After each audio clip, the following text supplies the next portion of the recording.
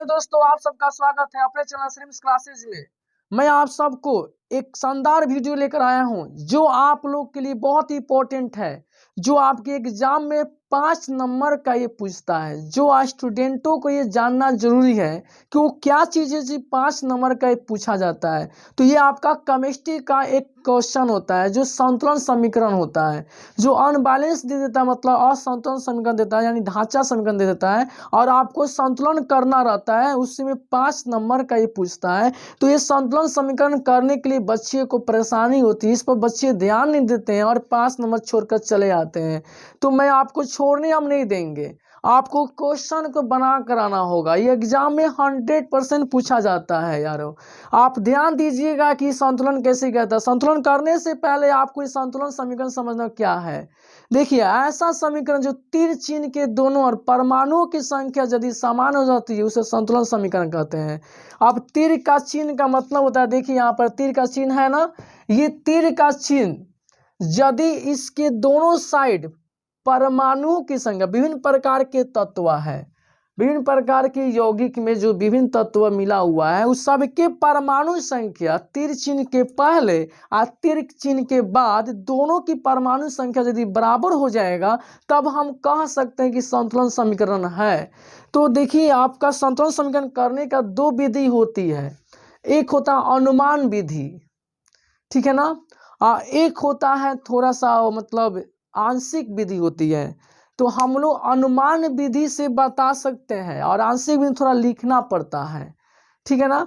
तो आप लोग को किसी विधि से भी बनाना पड़ेगा, लेकिन आपको करेक्ट आंसर देना है। तो हम अनुमान विधि से हम आपको बता देते हैं कि कैसे ये बनता है, क्योंकि आपको आंसर से मतलब। अब आप आंशिक में जाइएगा तो थोड़ा सबको लिखना पड़ेगा, बायां पक्ष दायां पक्ष बनाना है। अभी हाइड्रोजन कितना, नाइट्रोजन कितना, ये सब देखना पड़ता है। और एक और मैं आपको बात बताता हूँ, आपका ये हक नहीं बनता है कि इसमें जो चीज़ दिया है उसको चेंज कर दें। आप ये मत चेंज कीजिएगा। जैसे क्या मैंने कहने का मतलब है, जैसे ऑक्सीजन की परमाणु संख्या इसमें 3 दिया है तो आप इसे मिटाकर 2 नहीं बना सकते हैं। अगर इसमें हाइड्रोक्साइड दिया OH मतलब 2 दिया है तो उसको मिटाकर आप 3 नहीं बना सकते, इसमें आपका ये हक नहीं है। अगर आपको बराबर करना ही है तो आप इसमें तीर चिन्ह के बाएं साइड और तीर चिन्ह के दाएं साइड आप क्या करेंगे, परमाणुओं की संख्या में गुना करके आप उसके परमाणुओं को बराबर करेंगे। आपका ये हक है एक, और गुना करके ही लाना पड़ता है।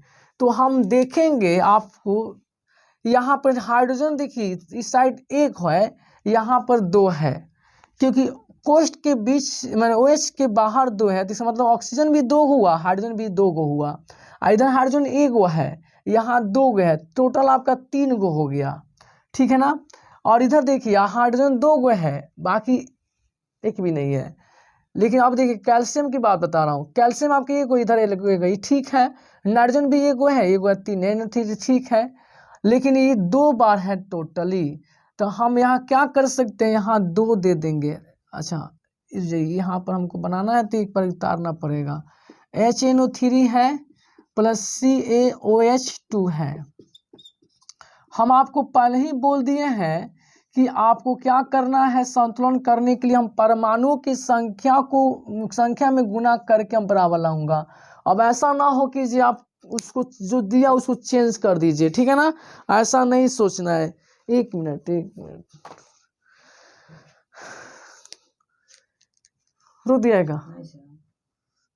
देखेंगे यहाँ पर हाइड्रोजन जो है 1 है, यहाँ पर आपका 2 है, तो हम यहाँ 2 दे देंगे ना, तो इसका मतलब क्या हुआ कि हाइड्रोजन 2 गो 4 गो हो गया, और नाइट्रोजन भी 2 गो हुआ, ये भी 3 गो, ऑक्सीजन 3 गुना 6 हो गया। यहाँ पर जो भी संख्या होता है इसे गुना कर लेता है, ठीक है। इस हिसाब से अगर हम देखते हैं तो 3 दूना 6 गो ऑक्सीजन हो गया, नाइट्रोजन 2 गो, हाइड्रोजन 2 गो, 2 गो यहाँ 4 गो। अब यहाँ देखेंगे हाइड्रोजन यहाँ पर 2 ही है, तो इसके आगे 2 दिन हाइड्रोजन भी 4 गो हो गया, क्योंकि इसका ये गुना कर लेता है। हाइड्रोजन क्लियर हो गया, ऑक्सीजन 6 गो है, यहाँ पर 2 गो, 6 2 8 गो हुआ। यहाँ देखेंगे 3 गो, यहाँ 3 दूना 6 होगा, 2 गो 8 गो। यहाँ ऑक्सीजन भी क्लियर हो गया। नाइट्रोजन की चर्चा हो रही तो नाइट्रोजन भी 2 गो, यहाँ पर नाइट्रोजन भी 2 गो है, ये भी क्लियर है। कैल्शियम 1 है, यहाँ कैल्शियम 1 है, ये भी क्लियर है। यानी हम कह सकते हैं ये संतुलन समीकरण हो गया। वाह, आप कहेंगे बहुत जल्दी बना दिए, तो हाँ बहुत जल्दी ही हुआ है, क्योंकि हम पहले ही आपको बताए हैं कि संतुलन समीकरण किसे कहते हैं। ऐसा समीकरण जो तीन चिन्ह के दोनों और परमाणु की संख्या तो बराबर करनी है, और बराबर करने के लिए बताया कि आपका इसमें जो पहले से परमाणु किसी तत्व का दिया हो या किसी यौगिक का दिया होगा तो आप उसे चेंज नहीं करेंगे, आप अपने तरफ से क्या करेंगे, उसे परमाणु में गुना करके आपको बराबर लाना पड़ता है। पहले ही आपका कंसेप्ट क्लियर हुआ है, इसलिए हम देखिए हम गुना कर रहे हैं। कहीं आप देखेंगे गौर से, कहीं मैं चेंज किया उस क्वेश्चन में, नहीं किया हूं। आपको भी ऐसा ही सोचना है अब, ठीक है, ये आपका इतना ही करना है काम। अब देखेंगे नेक्स्ट क्वेश्चन, ये सोडियम हाइड्रोक्साइड दिया, सल्फेट कम ने दिया, ये सोडियम सल्फेट दिया, जल दिया है। ये देखना है कि संतुलन समीकरण, ये तो संतुलन समीकरण में हाँ बनाने से पहले एक बार देखना चाहिए, कहीं हो सकता है क्वेश्चन जो होता है संतुलन समीकरण ऑलरेडी पहले से भी दिया रहता है। तो यहाँ देखेंगे सोडियम 1 है, यहाँ सोडियम दो ऑलरेडी नहीं, ये तो दिखाई देते है ही नहीं है, तो इसको संतुलन करना पड़ेगा। तो इसके लिए हमको क्या करना होगा, पहले आपको एक क्वेश्चन ये उतार देना का होगा, क्योंकि आपको ऊपर से देखेंगे तो आपको पता चलेगा कि कहाँ पर मतलब देकर हमने बराबर किया, ये आपको समझ में आ जाएगा। वरना हम चाहते तो ऊपर बना देते, तो ऊपर बनाने की क्या जरूरत है, आपको क्वेश्चन लिख कर फिर आपको उसमें बताया जाएगा कि कौन सी चेंज कर रहा हूँ। देखिए यहाँ सोडियम 2 1 गो है, यहाँ सोडियम 2 गए, यहाँ पर सोडियम 2 गए हैं। हाइड्रोजन की चर्चा की जाए, हाइड्रोजन यहाँ 1 है, यहाँ 2 है, यहाँ हाइड्रोजन 2 है, तो हम सोडियम को यहाँ देखिए सोडियम 2 गो है, तो यहाँ सोडियम 2 को बनाने के लिए क्या करेंगे, इसे परमाणु में गुना करेंगे। सोडियम क्या परमाणु कौन होगा, 2 हो गया, क्योंकि यहाँ पर 1 छिपा रहता है। आप 2 एकम 2 करेंगे तो 2 नहीं आ गया परमाणु। ये अब देखिए, अब ऑक्सीजन बता रही तो ऑक्सीजन यहाँ पर 2 गो हुआ, यहाँ पर 4 गो, 6 गो टोटल हुआ, तो 4 गो यहाँ पर है, 2 यहाँ दे दीजिए, 6 गो ऑक्सीजन भी हो जाएगा। अब हाइड्रोजन की बात है, हाइड्रोजन 4 गो यहाँ पर है, तो 2 गो यहाँ पर, 2 गो यहाँ पर, 4 गो भी हो गया। SO4 ऐसा ही हो गया, ये संतुलन समीकरण हो गया। बोलिए आपको समझ में आ रहा होगा तो जरूर आप कहें कि यार समझ में आ रहा, कमेंट में जरूर लिखकर बताएं। अगर यदि समझ में नहीं आता है तो जरूर भी लिखिए कि हमको समझ में नहीं आया, तो मैं आप सब के लिए फिर से दोबारा एक बार वीडियो दोबारा बनाऊंगा, आप टेंशन मत लीजिएगा, ठीक है ना। तो मैं उम्मीद करता हूं कि आपको जरूर समझ में आया होगा। देखिए ऐसा ही क्वेश्चन बाकी दोनों बनाया जा सकता है, लेकिन मैं आप बना देता हूं, आप अपना वीडियो रोक कर फिर से बनाने की कोशिश में बन जाएगा। देखिए यहाँ पर हम इसको भी बनाने की प्रयास करता हूँ, देखेंगे कैसे बनेगा। यहाँ पर NaCl है, यहाँ पर AgNO3 है, ठीक है, और यहाँ पर AgCl है प्लस NaNO3 है, यही ना दिया था। अब इसमें भी वैसा ही देखेंगे, इधर सोडियम की परमाणु 1 है, इधर सोडियम परमाणु 1 है, दोनों सेम है, ठीक है। यहाँ क्लोरीन जो है, यहाँ पर क्लोरीन 1 है, यहाँ भी 1 है, ये भी सही है। यहाँ Ag 1 है, यहाँ भी Ag भी सही है। यहाँ N 1 है, यहाँ भी सोडियम 1 है, ऑक्सीजन की 3 भी सही है।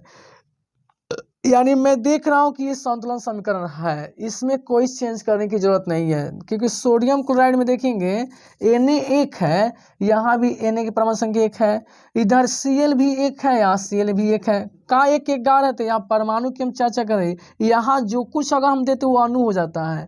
और इससे लेफ्ट साइड में मतलब राइट साइड में नीचे की तरफ हम कोई संख्या अगर मैंने संख्या तो दे नहीं सकता, कोई संख्या अगर दिखता है तो परमाणु कहलाती है उस तत्व का। तो यहाँ पर Ag जो है यहाँ पर 1 है, यहाँ Na भी है, यहाँ पर Na 1 है, O3 सेम है, यानी ये संतुलन समीकरण दिया, इसको बनाने की कोई जरूरत नहीं चाहिए, कहते हैं उतार दिया जाता है, ठीक है। नेक्स्ट ये देखेंगे, बेरियम क्लोराइड दिया, सल्फेट कम दिया, बेरियम सल्फेट दिया, हाइड्रोक्लोराइड कम दिया है, इसको हम कैसे संतुलन करेंगे, तो यहाँ पर दिया रहेगा ऐसे, और यहाँ पर BaSO4 लिख देंगे और प्लस HCl लिख देंगे, ठीक है।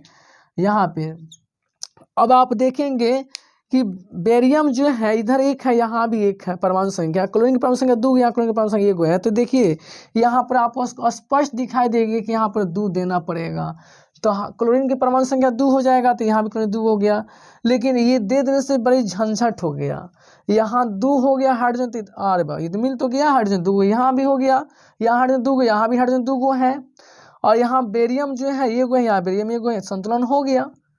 चलिए आपको संतुलन दिखा देता हूँ। देखिए बेरियम एक है परमाणु संख्या, यहाँ भी एक है, क्लोरीन की परमाणु संख्या 2 है, यहाँ क्लोरीन की परमाणु संख्या, यहाँ 2 दे देने का मतलब हाइड्रोजन भी 2 गो, क्लोरीन भी 2 गो, तो हाइड्रोजन भी 2 गो हो गया, सॉरी हाइड्रोजन भी 2 गो है, क्लोरीन भी 2 गो, यहाँ हाइड्रोजन यहाँ 2 गो है, क्लोरीन भी यहाँ 2 गो है, SO4 जो कहते हैं। तो मैं इस तरह से संतुलन करना आप सबको सिखाया। ये ऐसा अगर आप प्रैक्टिस करेंगे तो कहीं आप उठाइए, मॉडल पेपर बहुत सारा निकला हुआ है, या आप कहीं पढ़े होंगे तो वहाँ से भी आपको मिला होगा क्वेश्चन, उसको एक बार रिपीट कीजिए, बनाइए और देखिए आपका अनुमान विधि से कितना जल्दी आप सीख लेते हैं। और बाकी इसका निचोड़ वीडियो जो होता है ना, आप मतलब ये कैसे पूरा कंसेप्ट, ये तो पूरा कंसेप्ट मैं एक ही वीडियो बना दिया हूँ, लेकिन अब इसमें संतुलन समीकरण क्या है, संतुलित समीकरण क्या है, ये संतुलन का समीकरण करने से फायदा क्या होता है, संतुलन समीकरण आखिर मतलब क्यों किया जाता है, ढांचा समीकरण क्या होता है, इस माने इसमें लाभ क्या है, हानि क्या है, इसमें ऊष्माक्षेपी, ऊष्माशोषी और आपका अवक्षेपण अभिक्रिया, इस तरह का अभिक्रिया जो होती है ना, ये टोटली आपको क्लास में दिया जाता है। तो इतना तो यहाँ लंबा टाइम नहीं, आपका मात्र 2 महीना टाइम बचाओ, 2 महीना टाइम में आपको यही पढ़ाया जाएगा, क्योंकि कहीं भी आप अगर पढ़े होंगे ना तो आपको पढ़ाया गया होगा। तो मैं आशा करता हूँ आप सबको वीडियो समझ में आया होगा, तो जरूर इसको सब्सक्राइब कीजिए और एक जरूर लाइक कीजिए और दोस्तों में शेयर कीजिए।